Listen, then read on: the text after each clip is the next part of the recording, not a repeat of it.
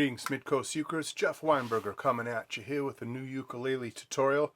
Today I'd like to talk about a song we used to do back in the olden days called All My Lovin' by the Beatles at our last jam, which was a lot of fun. We had some good people show up and it was all kinds of fun. Somebody had requested that we do some Beatles, and although we don't have any Beatles currently in our jam playlist, I do intend to add some, and I'm considering this one, so maybe you can revisit this song with me. It's a fairly easy song. We used to have a great intro, Dennis and Elizabeth doing their wonderful intro to this song, but let's just talk about the basic chords, basic strums, and just make sure we're reviewing and going over what you need to know to play a really basic Beatles tune. And maybe we'll go over how to read our arrangement of it a little bit, the song sheet itself. So without further ado, let's dive right into it. I won't go over, how to play each and every chord. I assume that you're good with that, but there's a couple chords I want to zoom in on that might be a little harder for you than others. And one of those is the B flat chord, the much dreaded B flat, but very possible B flat if you persist and you work at it. The problem most people have is the pressure that's required by your first finger to cover two strings at the same time, also known as a half bar on the ukulele.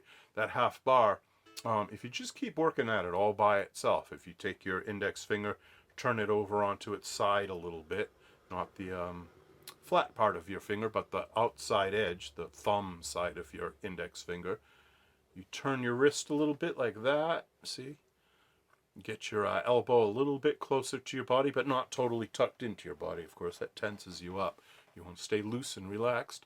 So you're turning your finger over onto its side and you're applying this nice even pressure that's equal on the E string and the A string. This nice even, and it's kind of like clamping down like that. If you can clamp down successfully, you'll get those two notes. Don't worry if you can't. Don't worry if either you don't have the strength to do that, or this is just very awkward covering two strings at the same time to do that B flat chord. There is another way, and I've talked about this before, but let me go over it real quick. It's an alternative B flat chord. What we do is we do only part of it. We do this part of it. The third fret on the G string, the second fret on the C string, and the first fret on the E string. You simply omit the A string. You take that out of the action by muting it, by having your first finger gently touch it, or simply by not strumming it. Or by strumming, but having your thumb, for instance, or your index finger rest on the A string so it doesn't sound, known as a rest stroke. So there's a bunch of ways to do B flat without having to deal with the bar. If you can do the bar, by all means do it. It's a great chord. That's an essential ukulele chord eventually. But I know it gives especially beginners trouble. And even some further along beginners, they still avoid B flat. But you just can't avoid it. It's in so many songs. We have to know it. So either do the full B flat and just tough it out, or do the easier B flat and it'll sound perfectly good. This is a perfectly nice B flat chord. It just lacks the one little high note there. All right, so that's B flat, and then the only other chord I wanted to talk about that's a little unusual is one called G sharp augmented. Kind of dissonant by itself. It sounds a little weird, a little funny, but it's not a hard chord. All you have to do is this: first finger on the G string, first fret, pinky on the A string, third fret, and then the C and E strings are open. That's not a hard chord. It's just a weird sound, but you get used to it. And in the context of this song, it sounds beautiful. We'll see in a minute. So let's run down the chart. Let's look at our song sheet and see what's up. Well, we have an intro, and that says to play D minor, G7, etc. You basically go through the whole verse. But at the end of that intro, you see three squiggly lines with, in parentheses, the words one strum. Well, let's talk about that. That can be confusing. Basically, what that means is to stop, to hit the C chord once, and then mute your ukulele so it's silent for 3 beats like this.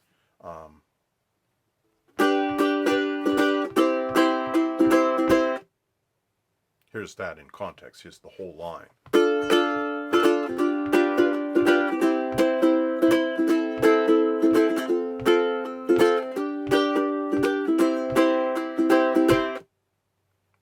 here's what I'm thinking there. I actually, in my head, I'm counting 1, 2, 3, 4, 1, 2, 3, 4, 1, 2, 3, 4, 1, 2, 3, 4, 1, 2, 3, 4, 1, 2, 3, 4, 1, 2, 3, 4, 1, 2, 3, 4. Notice 2, 3, 4 was silent. We stopped. So that's what the three squiggly lines are. They're actually quarter rests in music notation. That squiggly line represents one beat of silence. And we have three of them in a row. So it's 3 beats of silence. And then you see the mysterious symbol in verse 1, NC, no chord. Well, no chord means exactly what it says. It means don't play a chord there. You don't even strum. You don't even look at your ukulele. No, I'm kidding. That's a reference to Spinal Tap. But what you do is you have to count there and start singing. So close your are 2 words that you sing without strumming, and then you start strumming on eyes and I'll kiss you. So that's a perfect textbook example of a no chord. We have words, but you don't have strumming. So let me show you how that works. I'm going to play the second line of the intro going into the first line of the verse to help you understand this.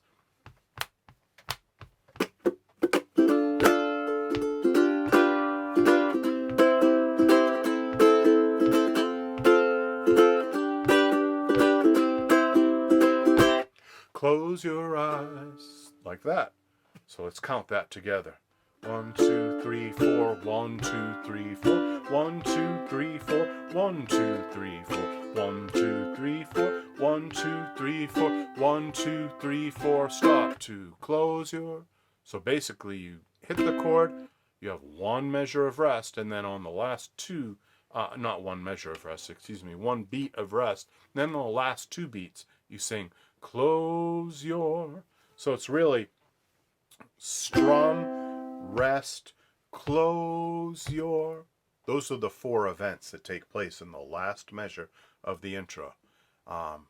If there were a simpler way to write this out, we'd do it. But unfortunately, this is the only way to do it on a song sheet like this. So hopefully this makes sense, my explanation. I'm going to explain it one last time.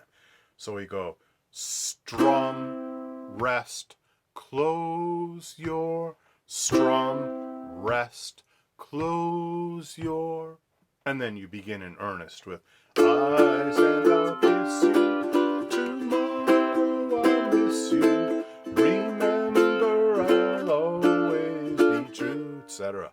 So hopefully that made sense to you. So the best I can explain it for now. Let's roll through. You see a no chord at the end of the first verse going into the second verse. It's the exact same thing, just slightly different words. So you're going, now send all my loving to you. I'll pretend that I'm kissing. So it's all pretend rather than close your eyes. All right, that brings us to the chorus. All my loving I will send to you. That whole thing. So there we have that G-sharp augmented chord, which isn't that bad. It just sounds like it might be scary, but it's actually fairly easy to play, as we just saw a minute ago. So A minor, G-sharp augmented, and C. A minor, G-sharp augmented, and C with a stop. So there's that stop again. That occurs throughout this tune. So you kind of have no choice but to master that that stopping part there and the counting. So I did a strum there. This is just what I like to do during this part of the song. I go.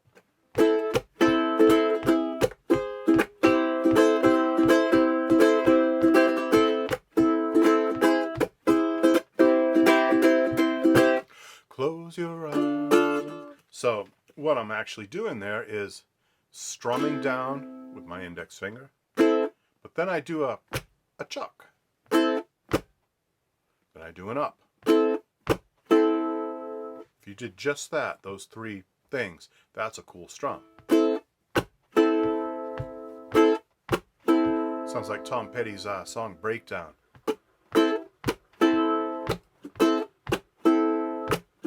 Breakdown. But anyway, I digress, as I tend to do 200 times a day. But that's just how I think. But yeah, that simple 3 event thing. Strum down, do a chuck, and then do an up. That's the beginning of it. Then I go further. I do a up, down, up after that. Strum, chuck, up, down, up. Strum, chuck, up, down, up. Strum, chuck, up, down, up. Here's the whole thing.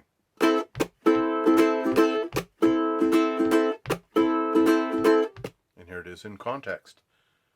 All my loving I will send to you. All my loving, darling, I'll be true. Sometimes I throw in triplets in this song just because I'm inspired by John Lennon strumming on his Epiphone electric guitar there, and he does a lot of triplets. He goes like, close your eyes and I'll kiss you. But that's a little busy. I don't recommend we necessarily do that all triplets like John Lennon. But he added a lot of energy to the track by doing that. And the song's very energetic. The Beatles were a very high energy band back then. Really got people going. So that takes you through the chorus and that strange G sharp augmented chord. Now you've heard it in context. I think that's about it. When I scroll down the song sheet, I just see that we have an ending that's strumming that C chord once. And so to end it really tightly and to make a dramatic stop at the end, you're going to have to grab your ukulele and get your C chord to stop ringing like this. All my loving I will send to you. And that's it. Just cut it short. Ukulele groups sound so much better and so much more professional and entertaining and engaging when they have little things in their music like that. This is my opinion, but I think a lot of people share this opinion. Those stopping short kind of endings are very dramatic, and they really leave the audience wanting more, which is what you want. You don't want the audience to say, oh, these guys are really boring. This is kind of snoozeville here. Let's go watch some other group, you know. You want to engage the audience, and those stopping short kind of endings can really be dramatic. Okay, Midcoast Ukers, I hope you enjoyed this quick tour through All My Lovin', and we'll think about this song, or if you have other Beatles songs you'd like to include in our monthly jam sessions, email me and let me know. All right, Midcoast Ukers, you take care. Bye-bye.